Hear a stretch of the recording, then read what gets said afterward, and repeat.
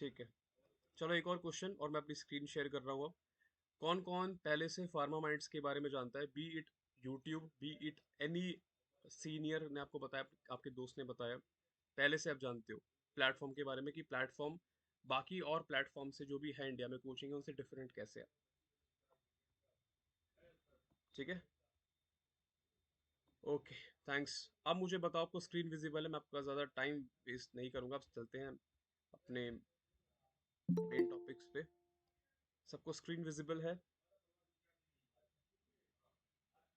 From last year संकल्पियंस, very good यार। अगर आपको आपने सुना होगा तो आपको ऑलरेडी। चलो एक क्वेश्चन और पूछता हूँ, अभी तक आपने जो नए स्टूडेंट्स यहाँ पर हैं, आप डेफिनेटली आपने सेशन ज्वाइन किया तो आप सोच रहे होगे कि आपको पढ़ाई करनी है। आपने बेस्ट चीज़ फार्मा माइंड्स के बारे में क्या सुनी है? सबसे बेस्ट चीज़। देखो सीधे टॉपिक पे जाना अच्छी बात है, लेकिन थोड़ा इंटरेक्ट कर लेते हैं। मैं काफ़ी सारे बच्चों के नाम पढ़ रहा हूँ, विनीत सिसोदिया है, कामरान है, nice to know you guys. ठीक है, Yuvraj, Himanshu sir, okay, best mentorship, okay, कम फीस है, अच्छी पढ़ाई होती है, ऋषि ने बताया। और आपने क्या सुना हुआ है बाकी लोग? Most of you have qualified the exam, absolutely yes. मैं अपने बारे में बताऊं तो मैं जी पैट क्वालिफाइड हूँ, नाइपर क्वालिफाइड हूँ, और मैं नाइपर मोहाली से हूँ। और हमारी टीम में 11 लोग हैं जो पढ़ाते हैं, और 11 में से 7 लोग नाइपर मोहाली से हैं, जो मैं आपको गारंटी देता हूँ किसी और कोचिंग में है ही नहीं। ठीक है, सपोर्टिव सपोर्टिव स्टाफ है, बेस्ट क्वालिटी है, साथ ही साथ स्ट्रैटेजी वीडियोस हैं। आप सबको ये दिख रहा है पीडीएफ, मोस्ट इंपॉर्टेंट टॉपिक्स। हर जगह सिर्फ पढ़ाया जा रहा है। जब मैं पढ़ाई कर रहा था तो मेरे को ये था कि यार पढ़ाई तो हर जगह, ज्ञान तो है, लेकिन ज्ञान को कंज्यूम कैसे करना है, उसको पढ़ना कैसे, ये कोई नहीं बताता। ठीक है, तो ये पीडीएफ मैं ग्रुप में प्रोवाइड करूंगा, आप सबको मिल जाएगा। काफ़ी इंपॉर्टेंट पीडीएफ है जहाँ पे आपको क्लैरिटी मिलेगी कि चीज़ें आपको समझ आ रही कि नहीं आ रही, आप कैसे फॉलो कर सकते हो। एक बार थम्स अप दे दो, आपको सबको पीडीएफ दिख रहा है कि नहीं दिख रहा, फिर मैं स्टार्ट करता हूँ। ठीक है, आधे घंटे में पूरे मैं समझाने की कोशिश करूंगा, फिर लास्ट में आपके डाउट्स लूंगा। ठीक है, चलो, okay, thank you so much. तो हम स्टार्ट करते हैं आज का सेशन। तो अपने बारे में मैं बता दूं, मैं दिल्ली से हूं, मेरा नाम आकाश वर्मा है, मैं फार्मा माइंड्स का डायरेक्टर हूं।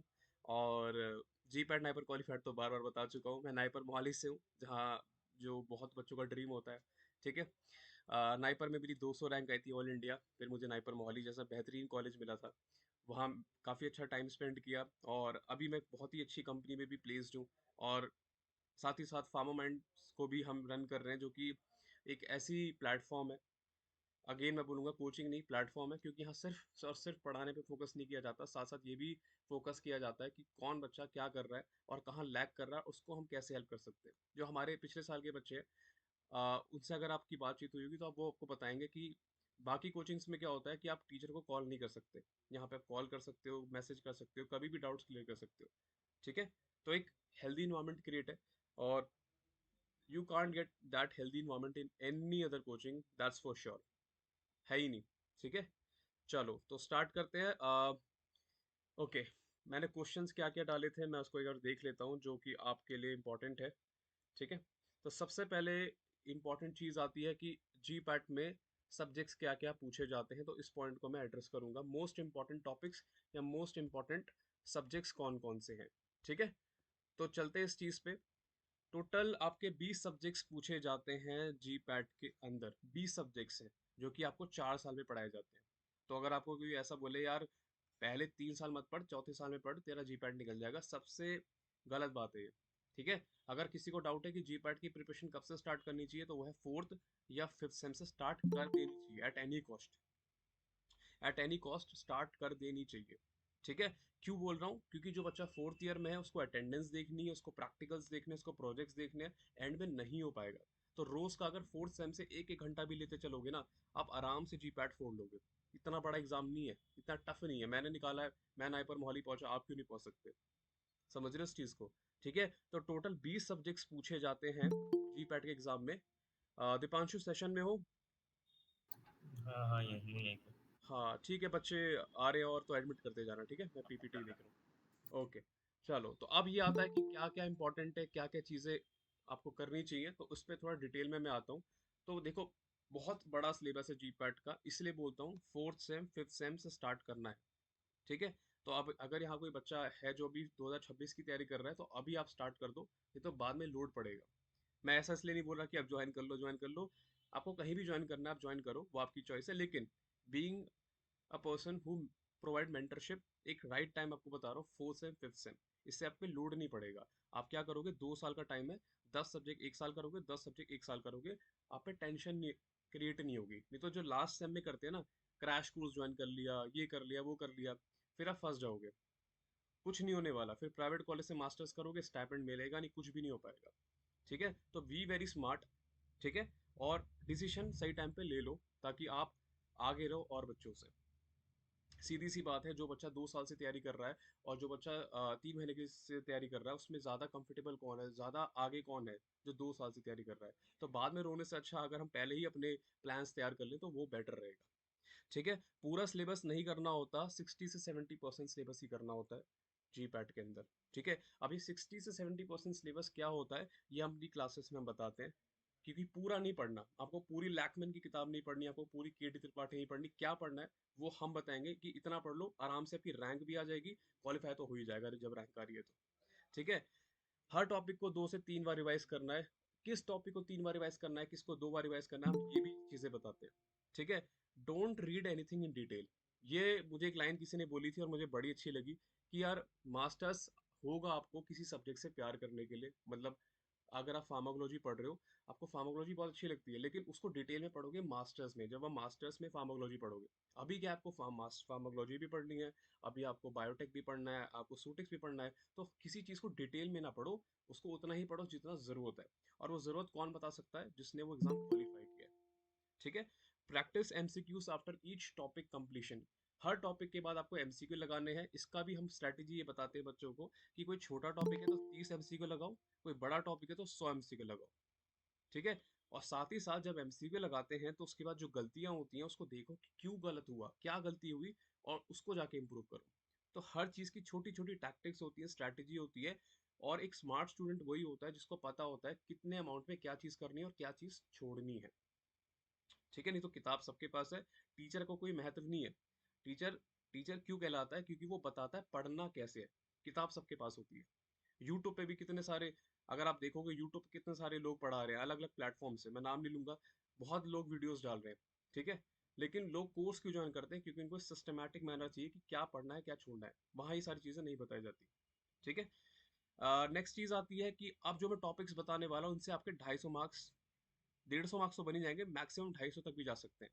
तो सर रैंक वन के लिए क्या करना है वो मैं एंड में बताऊंगा। अगर आपको रैंक 50, रैंक वन या रैंक 100 तक जाना है तो वो एंड में मैं बताऊंगा। लेकिन मेन टारगेट बच्चों का क्या होता है, जो मेजर बच्चे चाहते हैं कि क्वालिफाई तो हो जाए एटलीस्ट, वो मैं इस वीडियो में डिस्कस करने वाला हूँ। ठीक है, चलो आगे चलते हैं। सबसे इंपॉर्टेंट सब्जेक्ट आपका आता है, शुरुआत करते हैं सब्जेक्ट्स की अब। ठीक है, सबसे पहला सब्जेक्ट है फार्माकोलॉजी। फार्माकोलॉजी मैं पढ़ाता हूँ फार्मामाइंस में। ठीक है, काफ़ी काफ़ी लोग मुझे जानते भी हैं।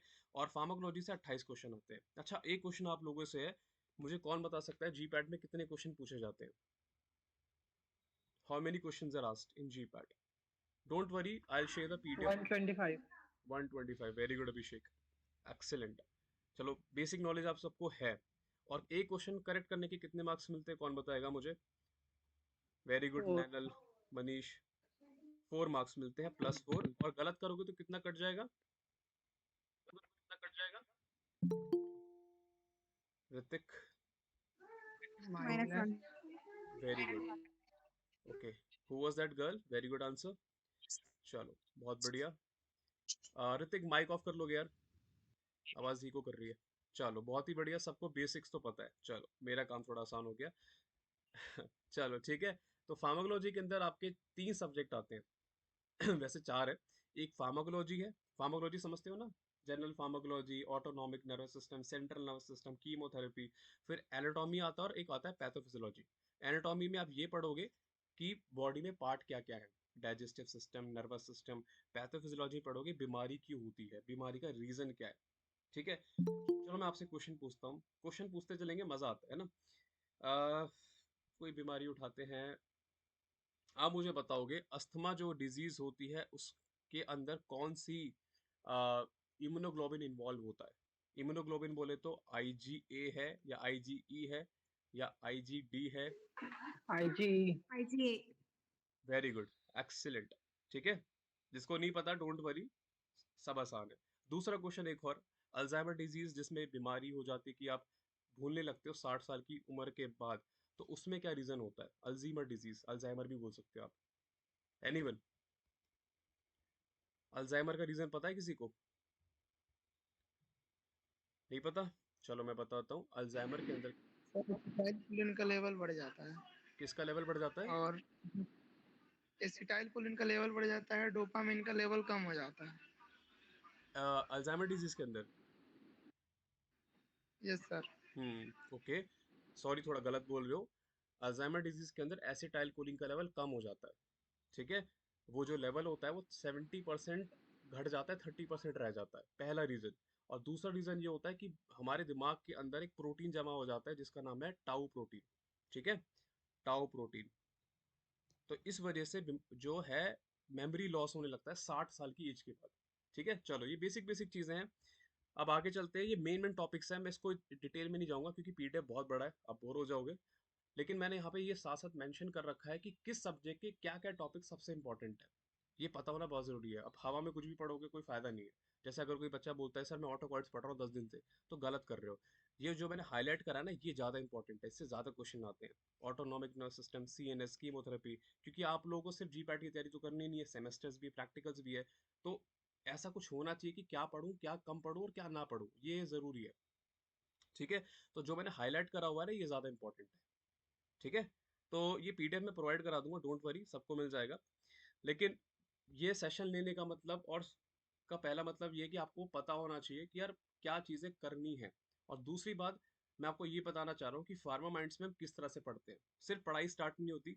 जैसे अभी सेशन स्टार्ट हुआ तो मैंने आपको पहले आपसे बातें करी सारी चीज़ें, क्योंकि आप लोग ऐसा नहीं कि आप क्लास में आ रहे हो सिर्फ पढ़ने के लिए आ रहे हो, आपको समझना भी बहुत ज़रूरी है। हर टाइप का बच्चा होता है। ठीक है, और साथ साथ इंटरेक्शन भी बहुत ज़रूरी है। एक प्रॉपर क्लासरूम वही होता है जहाँ पर बच्चे इंटरेक्ट कर रहे हो और एक टीचर पढ़ा रहा हो। ठीक है, चलो आगे चलते हैं। ओके, तो एनाटोमी और पैथोफिजियोलॉजी पे आते हैं। तो ये टॉपिक सबसे इंपॉर्टेंट है। अब मैं आपके लिए थोड़ा स्क्रीन बड़ा कर देता हूँ। ठीक है, किसी को स्क्रीनशॉट लेने की ज़रूरत नहीं है, पीडीएफ मिल जाएगा ग्रुप में। बस मेरे साथ मेरी आवाज़ सुनते रहो और ध्यान देते रहो। ठीक है, और ये टॉपिक्स आपके पैथोफिजियोलॉजी इनकी बहुत पूछी जाती है। ठीक है, ओके, अब मुझे कोई बताएगा ग्लूकोमा कौन सी बॉडी पार्ट को इफेक्ट करता है? स्टमक को, या फिर लिवर को, या आइस को, या कौन सी बॉडी आई पार्ट? आई आइस को इफेक्ट आई करता आई है। Very good. ग्लूकोमा के अंदर एक प्रेशर होता है IOP, जिसे बोलते हैं इंट्रा ऑक्यूलर प्रेशर, वो बढ़ जाता है, जिसकी वजह से स्लोली स्लोली स्लोली इंसान अपनी आंखें लॉस कर देता है। ठीक है, वेरी गुड। चलो, तो ये हमारा फार्माकोलॉजी के सारे मेन टॉपिक्स हैं जो मैंने मेंशन किए हैं यहाँ पर, जहाँ से क्वेश्चंस आते हैं। अब आते हैं फार्मास्यूटिक्स, यहाँ से 38 क्वेश्चंस आते हैं। 38 क्वेश्चंस। ठीक है, ये फार्मास्यूटिक्स जो है हमारे यहाँ भावना मैम पढ़ाते हैं, भावना महोत्रे मैम, वो भी नाइपर मोहाली से है। ठीक है, तो उनकी नाइपर में रैंक आई थी 105 रैंक। ठीक है, और वो नाइपर मोहाली से हैं और फार्मास्यूटिकल MBA कर रहे हैं, और वो फार्मास्यूटिक्स पढ़ाते हैं। ठीक है, तो अब आपको दिख रहा होगा कि फार्मास्यूटिक्स में कितने सारे सब्जेक्ट्स हैं। 38 क्वेश्चन आते हैं, बहुत सारे सब्जेक्ट्स हैं। एक तो कोर फार्मास्यूटिक्स है। कोर फार्मास्यूटिक्स मतलब कि टैबलेट, कैप्सूल। किसी का माइक ऑन है यार? हेलो, चलो थैंक यू सो मच। कर दिया mute. Okay, physical pharmacy, general pharmacy, engineering, Biopharm, microbiology, ये सारे सब्जेक्ट इनसे 38 क्वेश्चंस आते हैं। ठीक है, सबसे ज्यादा क्वेश्चंस आते हैं इससे, 7 से 8 क्वेश्चन आते हैं टैबलेट, कैप्सूल वगैरह। तो आपके सामने ये भी लिखा हुआ है कितने क्वेश्चंस किससे आ रहे हैं। 10 से 12 क्वेश्चन इससे आते हैं, 5 फार्म से 4 से 6 क्वेश्चन आते हैं, जनरल फार्मेसी से 2 से 4 क्वेश्चन आते हैं। ठीक है, 1 से 4 क्वेश्चन यहाँ से आते हैं, माइक्रोबायोलॉजी से 2 से 3 क्वेश्चन आते हैं, बायोफार्म से 5 से 7 क्वेश्चन आते हैं। DP और HP की फुल फॉर्म मुझे कोई बताएगा? DP और HP की फुल फॉर्म क्या होती है? एनीवन? DP और HP? सर ब्रिटिश फार्माकोपिया और हर्बल फार्माकोपिया। ओके, सॉरी थोड़ा रॉन्ग आंसर है। कोई और बताना चाहेगा? डिस्पेंसिंग फार्मेसी और हॉस्पिटल फार्मेसी। ओके, चलो ठीक है, एक आध क्वेश्चन और पूछते हैं फिर आगे चलते हैं। मुझे कौन बताएगा कि अगर मैं अगर मैं अस्थमा अस्थमा की बात करते हैं फिर से, अस्थमा के अंदर कौन सा डोसेज फॉर्म ज़्यादा यूज़ किया जाता है? बताओ, टैबलेट, कैप्सूल, एरोसोल या suppository? Aerosol. Aerosols, very good. चलो बाकी चैट बॉक्स में भी लोग आंसर दे रहे हैं। जानवी ने दिया, युवराज, वेरी गुड। ये सब बेसिक बेसिक चीज़ें हैं, बीइंग अ फार्मासिस्ट हमें पता होनी चाहिए। ठीक है, अब देखो मैंने और डिटेल में बता रखा है कि कोर फार्मास्यूटिक्स के अंदर क्या क्या टॉपिक इंपॉर्टेंट है। Aerosol, tablet, capsule, necessities and additives. Additive समझते हो ना, बाइंडर हो गया आपका, फिर आप ह्यूमेक्टेंट्स इस्तेमाल करते हो। ये टॉपिक इतने ज़्यादा इंपॉर्टेंट नहीं है, ऐसा नहीं कि इनको पढ़ना नहीं है, पढ़ना इनको भी है, लेकिन इन पे अगर आप 6 घंटा लगा रहे हो ना तो इनको 2 घंटे में निपटाना है। यही स्ट्रैटेजी होती है, किसको कितना पढ़े कितना छोड़े। ठीक है, चलो आगे चलते हैं। फिर मैंने इंजीनियरिंग में बता रखा है साइज रिडक्शन, फ्लूइड फ्लो, ये इंपॉर्टेंट है। फिजिकल फार्मेसी में rheology, suspension, emulsion, interfacial tension, ये इंपॉर्टेंट है। अच्छा मुझे कौन बता सकता है सस्पेंशन और इमल्शन में क्या डिफरेंस होता है? बताओ, सस्पेंशन और इमल्शन में क्या डिफरेंस है, कौन बताएगा?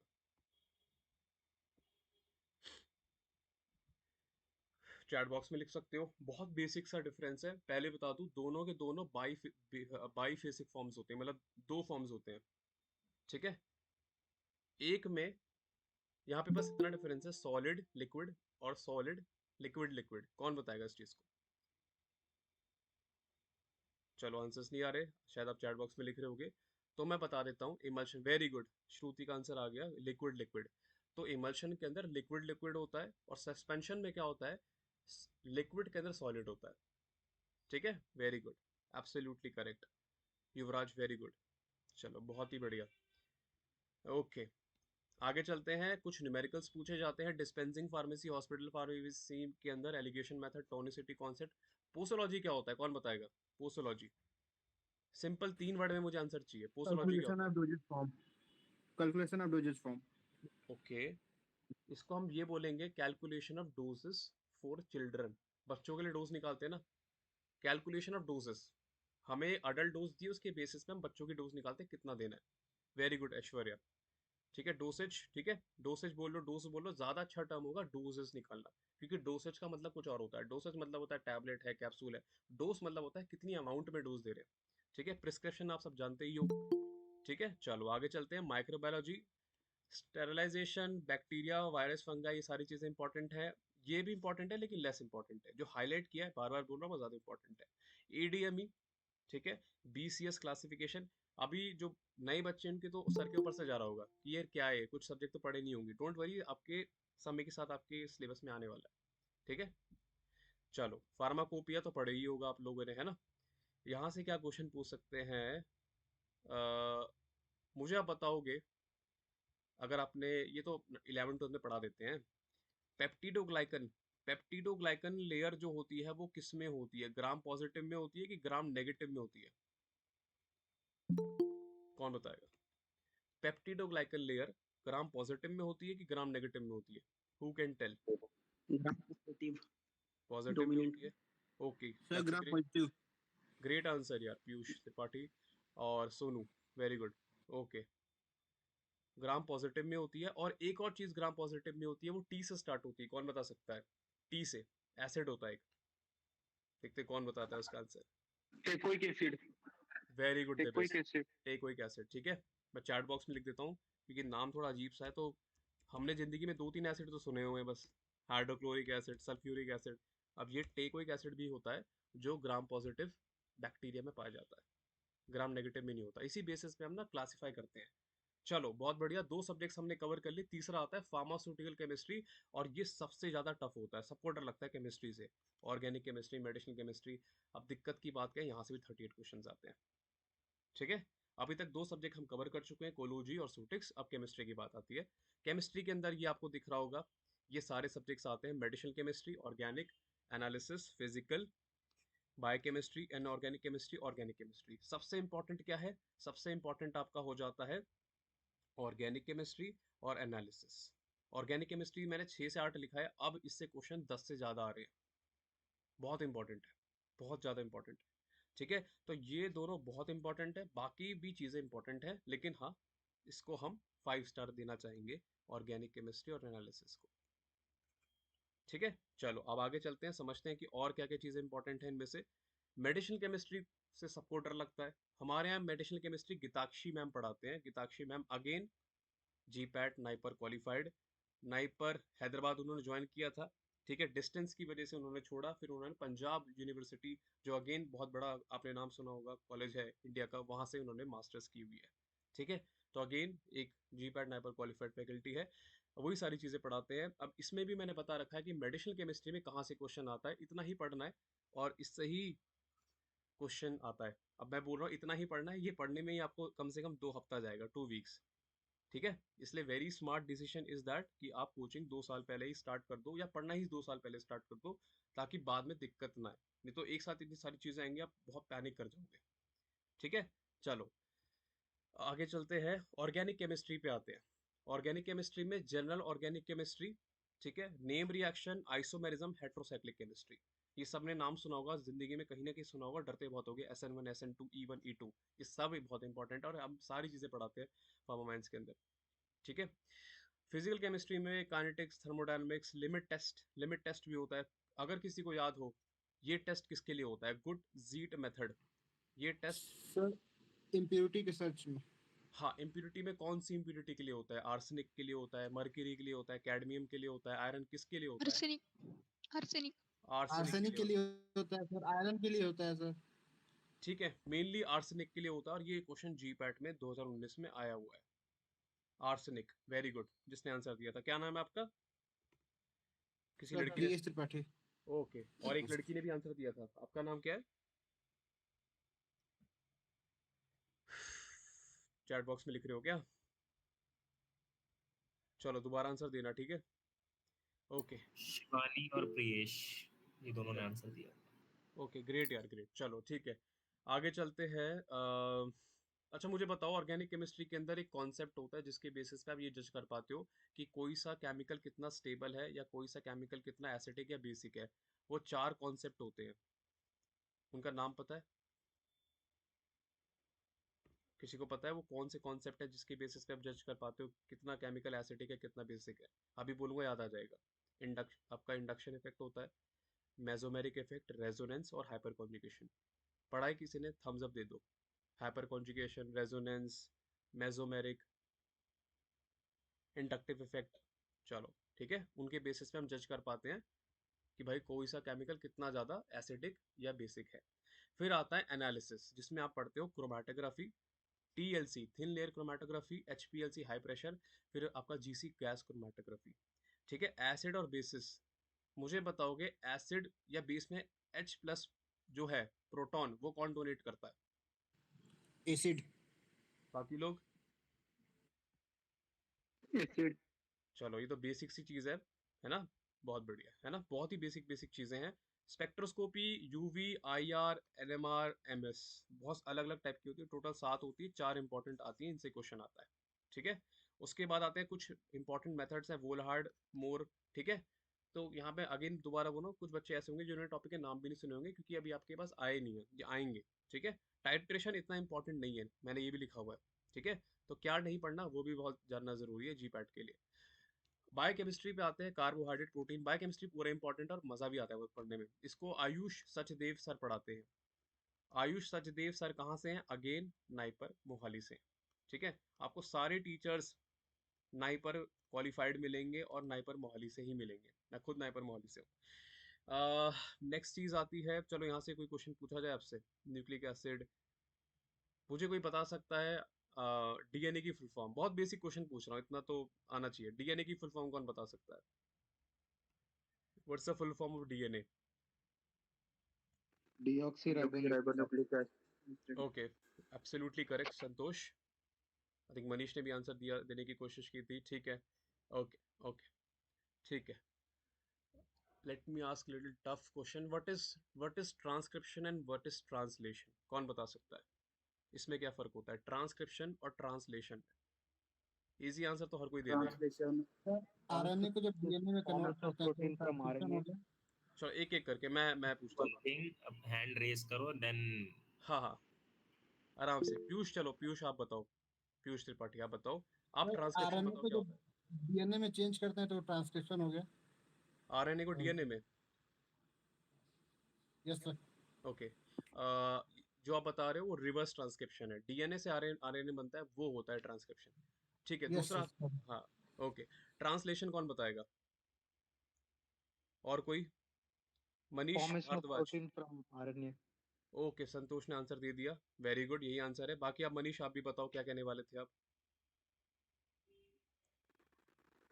mRNA सर प्रोटीन में कन्वर्ट हो जाता है। Absolutely correct. एमआरएनए, आपके आरएनए भी अलग अलग टाइप के होते हैं, पता है सबको? MRNA, tRNA, rRNA, ribosomal, transfer, messenger. Messenger जो कोडिंग करता है, कोडिंग से फिर प्रोटीन बनता है, that is translation.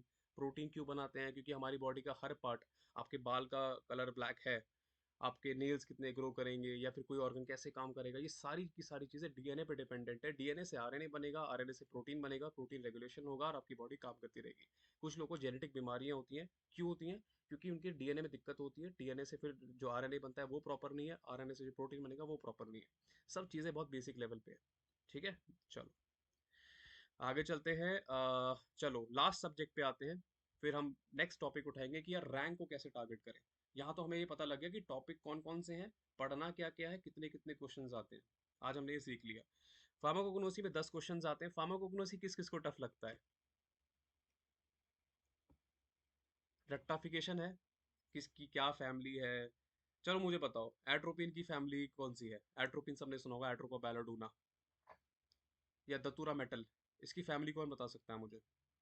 Solanaceae. Solanaceae.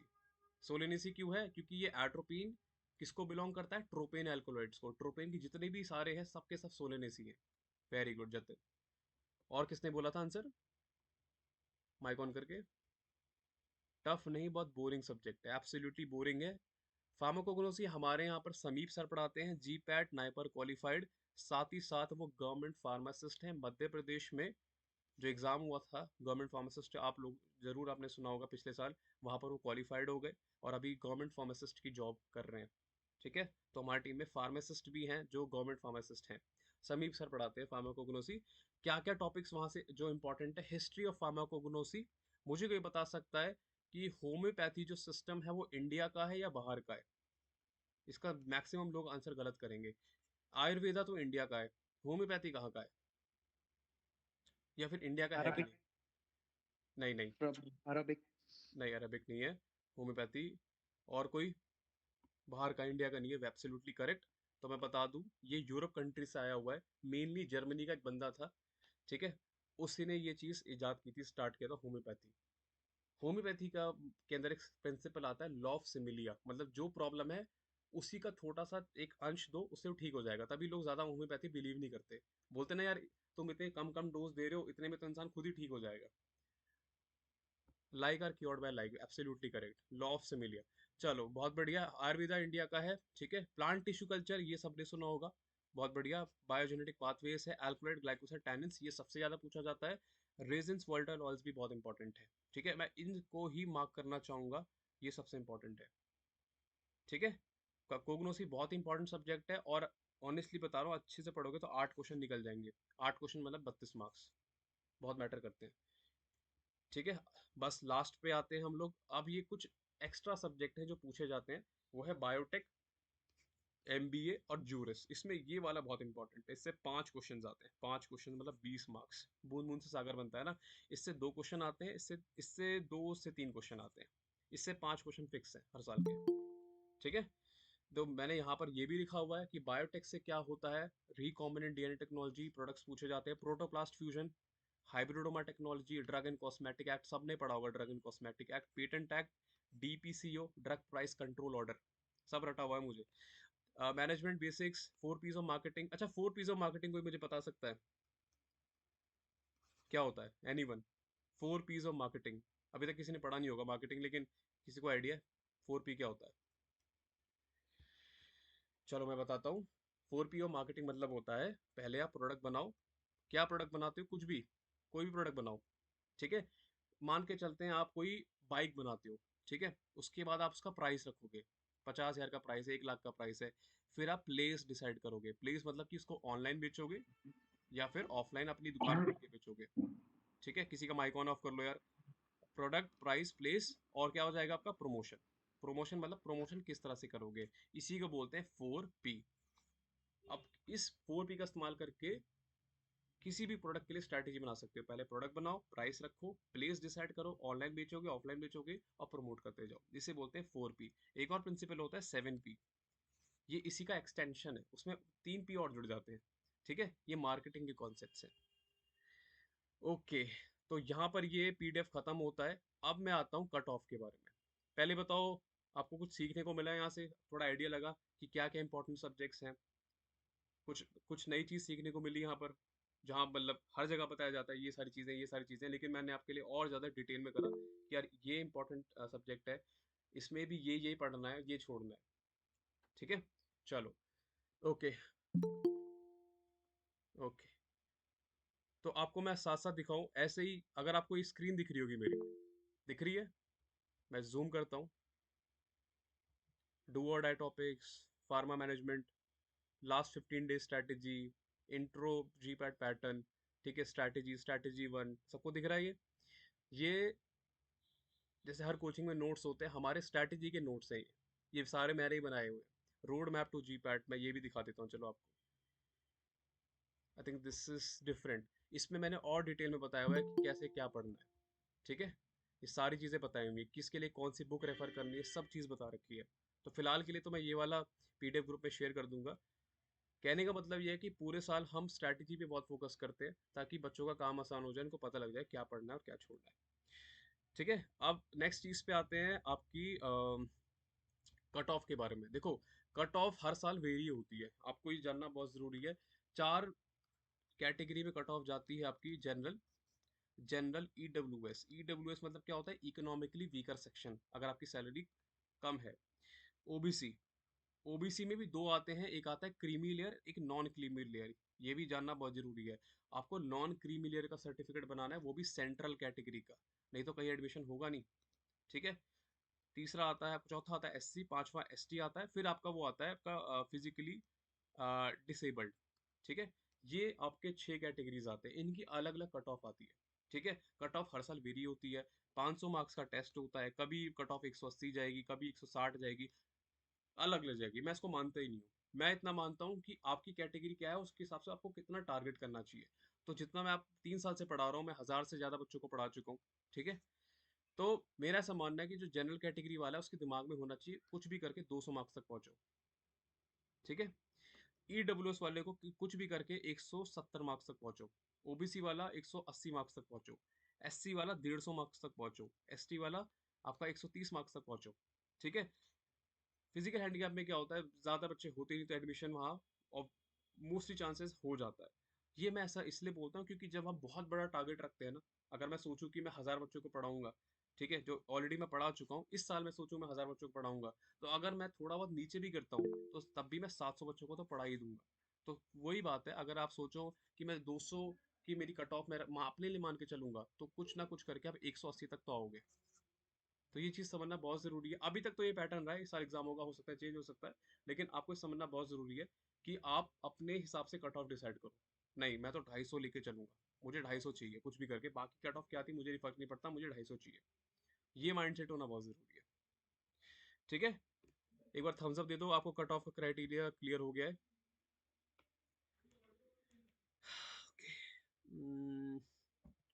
Sir please share those PDFs। Okay, देखो दोज PDFs आई यूजली, देखो ये सारे PDFs मैं बनाता ही जा रहा हूँ, हर चीज़ की PDF, ये न्यूमेरिकल के PDF है। ये हम मतलब हमारे जो स्टूडेंट्स होते हैं, जो हम कोर्स प्रोवाइड करते हैं, देखो ये रहा। ठीक है, कि 2012 में किस टाइप का न्यूमेरिकल आया, टी मैक्स, हेंडरसन हैसलबैक, जिससे PH निकालते हैं, रिटेल प्राइस, ये MBA का आइसोटोनिसिटी न्यूमेरिकल, क्वेश्चन का नंबर भी लिखा हुआ है। मेरा यार, मेरे को ये रहता है कि जब मैं पढ़ा रहा हूँ तो सिर्फ पढ़ाने पे फोकस ना हो, मैं बच्चों के सामने बारीक से बारीक चीज़ रख दूँ कि क्या पढ़ो, कहाँ से पढ़ो, कितना अमाउंट में पढ़ो, क्या छोड़ दो।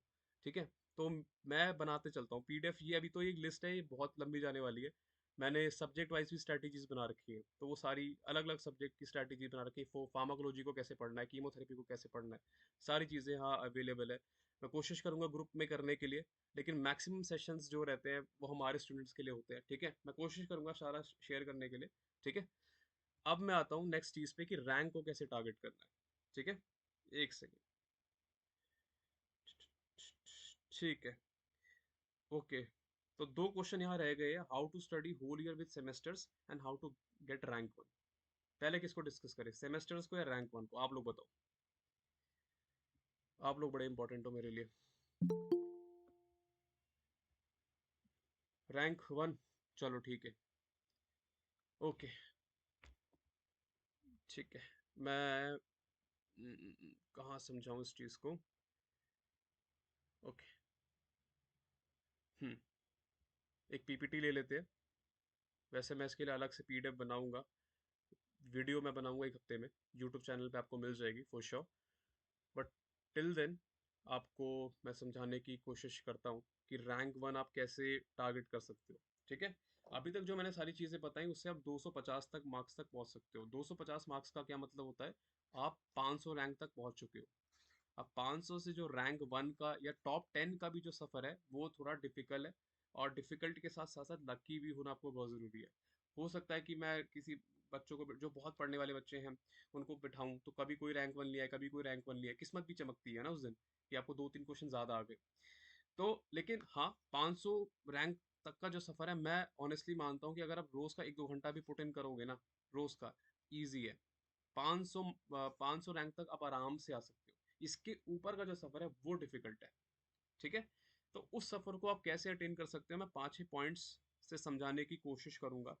ठीक है, बहुत इंपॉर्टेंट है। पहली चीज़, एक राइट प्लेटफॉर्म चूज करना कि आप कहाँ से पढ़ोगे, वो बहुत ज़रूरी है। जहाँ का कंटेंट बहुत अच्छा हो, जहाँ पे टीचर्स बहुत सपोर्टिव हो, जहाँ हेल्प करते हो, हर चीज़ को एक्सप्लेन करते हो। दूसरा, सिर्फ प्लेटफॉर्म पे आपको डिपेंडेंट नहीं रहना, साथ में सेल्फ स्टडी बहुत इंपॉर्टेंट है। ये नहीं कि सर ने पढ़ा दिया खत्म, खुद से भी आपको पढ़ना पड़ेगा, खुद से आपको चीज़ें करनी पड़ेंगी।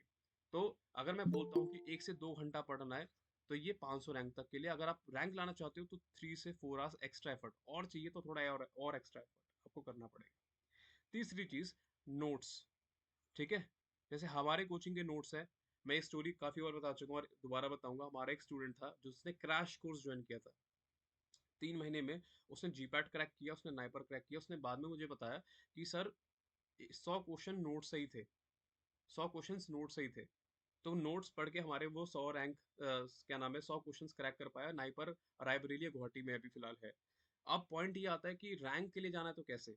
तो रैंक के लिए जो नोट्स हैं वो तो कवर करने हैं थोड़ी बहुत, ऐसा नहीं बहुत ज़्यादा, लेकिन 70% नोट्स और 30% रेफरेंस बुक भी पढ़नी पड़ेगी, क्योंकि आप एक्सेप्शनल बनना चाहते हो एज कम्पेयर टू अदर्स, तो आपको एक्स्ट्रा एफर्ट पुट इन करने पड़ेंगे। 70-30% का रेशियो रहेगा। जिसको सिर्फ क्वालिफाई करना, मैं उसको गारंटी देता हूँ, हमारे नोट्स पढ़ लेगा, आराम से क्वालिफाई हो जाएगा और आराम से रैंक भी अच्छी आ जाएगी। लेकिन रैंक वन तक पहुंचना है तो भाई सेल्फ स्टडी अब थोड़ी अपने लेवल पे भी लगेगी। ठीक है, चौथी चीज आती है रिपीटेड रिविजन्स। आपको बार बार रिविजन्स करने पड़ेंगे, कंटिन्यूस रिविजन्स आपके चलेंगे। अब रिवीजन में भी क्या स्ट्रैटेजी है, जो मैंने ये बताया कि ये सब्जेक्ट इंपॉर्टेंट है, ये लेस इंपॉर्टेंट है, तो जो ज़्यादा इंपॉर्टेंट है, अगर कोई बच्चा बार बार माइक्रोबायोलॉजी पढ़ा जा रहा है तो क्या फ़ायदा होगा, 3-4 क्वेश्चन आते हैं, उससे क्या उखाड़ लोगे आप। लेकिन बार बार कोई फार्माकोलॉजी रिवाइज करे जा रहा है, 20 क्वेश्चन आते हैं, 80 मार्क्स बढ़ेंगे सीधे। तो रिवीजन में भी क्या रिवीजन करना है और उसको बार बार रिवाइज करना है कि नहीं करना है, बहुत इंपॉर्टेंट है। तो revisions should be repeated, but only of selective things, not everything. ठीक है, पांचवी चीज आती है रेगुलर एमसीक्यूज। रेगुलर एमसीक्यूज आपको मॉक टेस्ट सीरीज लगातार शुरू से स्टार्ट करनी है। काफी बच्चों के दिमाग में होता है कि हम एंड में जाके करेंगे, will do the mock test series at the end, because अभी हमें कुछ आता नहीं है, हम कुछ कर नहीं पाएंगे। लेकिन एक स्मार्ट बच्चा वो होता है जिसको पता है कि यार एग्जाम में मॉक टेस्ट ही आने वाला है, मतलब एग्जाम में सॉरी एमसीक्यू ही आने वाला है। तो वो मॉक टेस्ट को ही अपनी बेसिस बना लेता है कि मैं स्टार्टिंग से मॉक टेस्ट लगाऊंगा, कोई बात नहीं, अभी 50 में से मेरे 10 ही क्वेश्चन सॉल्व हो रहे हैं, कोई बात नहीं, 2 महीने बाद 20 होंगे, 3 महीने बाद 30 होने लग जाएंगे, धीरे धीरे मैं इंप्रूव करूंगा। तो रेगुलर एमसीक्यू प्रैक्टिस करना बहुत ही ज़्यादा इंपॉर्टेंट है। ठीक है, और छठी चीज़ आपकी आती है डाउट्स क्लैरिटी। आपकी डाउट्स की क्लैरिटी कितनी है। काफ़ी बच्चे होते हैं, कोई चीज़ बनी नहीं, छोड़ दो देखा जाएगा, नहीं, हमें अपने डाउट्स को क्लैरिफाई करना है ताकि हमें फुल कॉन्फिडेंस रहे उस टॉपिक के अंदर। और सातवीं और लास्ट चीज़ है, डोंट स्टडी एवरीथिंग। क्या नहीं पढ़ना है ये पता होना बहुत ज़रूरी है। ठीक है, और ये सारी चीज़ें हम ऑलरेडी प्रोवाइड कर रहे हैं, इसलिए मैंने स्टार्टिंग में पूछा था फार्मामेंट्स को कौन कौन जानता है, और जो जानता है ऑलरेडी वो ज्वाइन कर चुका है, ठीक है। और उसको पता है कि हम इन सारी चीज़ों को कितना सीरियसली लेते हैं। सिर्फ और सिर्फ आपको यहाँ पर ऐसा नहीं कि लेक्चर पढ़ा के ख़त्म कर दिया, नोट्स दे के ख़त्म कर दिया। हर टॉपिक के अंदर बताया जाएगा ये इंपॉर्टेंट है, ये इंपॉर्टेंट नहीं है, ये छोड़ दो, ये पढ़ना है, ताकि आपके मन में क्लैरिटी रहे कि क्या पढ़ना है और क्या छोड़ना है। आई थिंक कुछ सेशन से लेके जाओ या ना जाओ, लेकिन कल ये ज़रूर बोलोगे कि यार सर ने ये तो बहुत बहुत बोला था, क्या पढ़ना है क्या छोड़ना है। क्योंकि I was watching a video on YouTube, उसमें सबको आईएएस के बारे में पता होगा। इंडिया का सबसे टफ एग्जाम होता है आईएएस। तो वहाँ पे एक टॉपर था आईएएस का, उसने बोला लेस इज मोर। मतलब ये नहीं आप सब कुछ पढ़ो, आप वो चीज़ पढ़ो जो रेलेवेंट है, ठीक है। एक प्रिंसिपल होता है, वो ये कहता है कि 100% सिलेबस में से 30% सिलेबस से ज़्यादा क्वेश्चंस आते हैं, तो क्यों ना उन पे फोकस किया जाए, बाकी चीज़ों पे कम फोकस किया जाए, ठीक है। तो एक एंट्रेंस एग्जाम की तैयारी करना ये नहीं कि आप पूरी जान लगा दो, 3 घंटे सोओगे, ये नहीं है। 3 घंटा भी पढ़ोगे, 1 घंटा भी पढ़ते हो ना, आराम से क्वालिफाई हो जाएगा, आराम से। बस आपको पता होना चाहिए क्या पढ़ना है, ठीक है। तो रैंक का भी मैंने डाउट क्लियर कर दिया। अब एक चीज़ और बचती है कि सेमेस्टर्स के साथ कैसे पढ़ना है, चलें उस पे।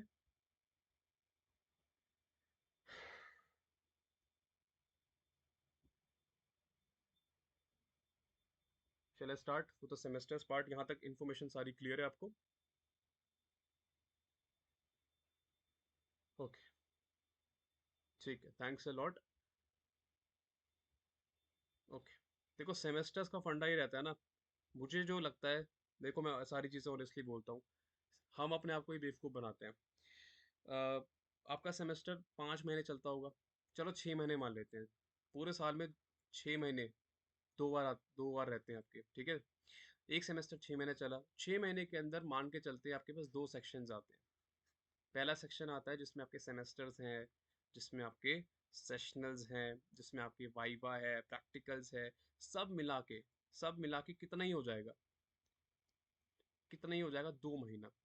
अभी भी आपके पास 4 महीना बाकी। मुझे यहाँ कोई बता दो जो हर रोज बैठ के सेमेस्टर्स के लिए किताब पढ़ता है 6 महीने पहले से, कोई है यहाँ पर ऐसा? कोई स्पेशल ही होगा। और मैं आपको बता दूं, अगर ये कर भी रहे हो, अगर आप अपने सेमेस्टर्स में टॉप भी 95% भी लिया हो, इससे क्या फ़ायदा होने वाला है? कुछ नहीं होने वाला। क्या आपका कॉलेज प्लेसमेंट दे रहा है? उसी जगह आप जीपैट में मेहनत करके नाइपर निकाल लो, और आप नाइपर मौली या नाइपर या फिर आईआईटी बीएचयू या फिर कोई बेहतरीन कॉलेज में पहुंच जाओ, वहां से आपको करियर अपॉर्चुनिटीज ज़्यादा मिलेंगी। तो सेमेस्टर्स के नीचे पागल नहीं होना है, ये करना है कि 80% मेंटेन रहे, लेकिन पागलों की तरह पढ़ना, मेरे क्लास टेस्ट में 30 में से 25 मार्क्स आ गए, मैं तो टॉपर हूँ, कोई फायदा नहीं होने वाला, कोई नहीं पूछता।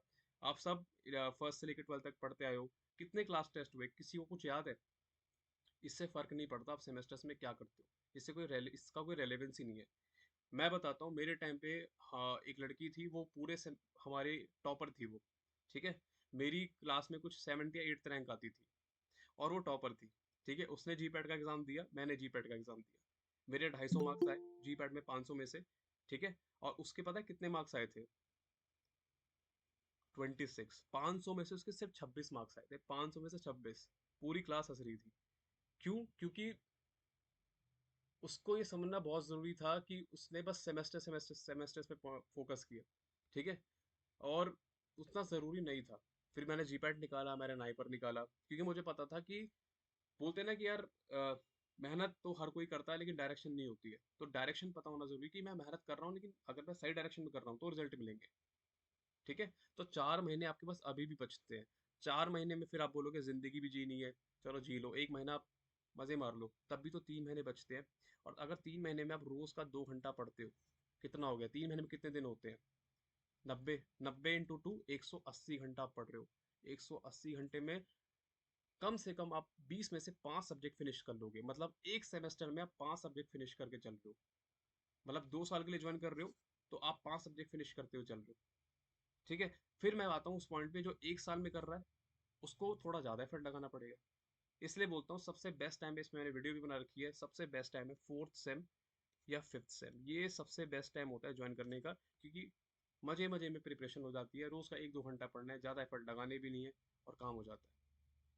कोई ऐसा तो नहीं है यहाँ पर जो 6 महीने के 6 महीने सेमेस्टर ही पढ़ता रहता है। अगर कर रहा है तो भाई देख लेना यार, ठीक है, 26 मार्क्स लाने जीपैट में तो। ओके,